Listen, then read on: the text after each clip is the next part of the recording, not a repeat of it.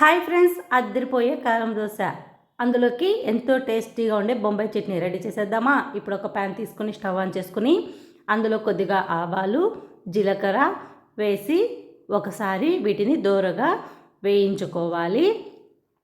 ఇలా వేయించుకున్న తర్వాత సన్నగా కట్ చేసుకున్న పచ్చిమిర్చి, 2 రెమ్మల కరివేపాకు వేసి ఒకసారి వీటిని వేయించుకోండి.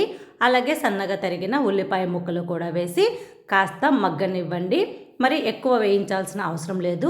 ఇందులోకి కొద్దిగా పసుపు, కారం, అలాగే మీ టేస్ట్కి తగినట్టు సాల్ట్ కూడా వేసుకోండి.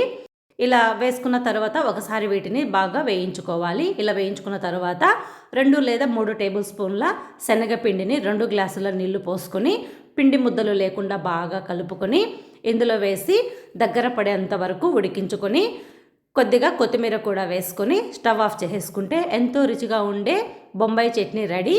ఈ బొంబాయి చట్నీలోకి పూరి అలాగే కారం దోశలోకి టేస్ట్ అయితే చాలా చాలా బాగుంటుంది. మరి ఇంకా చెప్పాల్సిన అవసరం లేదు. బటర్తో కానీ నెయ్యితో కానీ కారం దోశ వేసి కుదిరితే కొద్దిగా పప్పుల పొడి కూడా వేసుకొని ఇలా బొంబాయి చట్నీని కారం దోశ పైన వేసుకొని టేస్ట్ చేశారంటే అద్దిరిపోతుంది.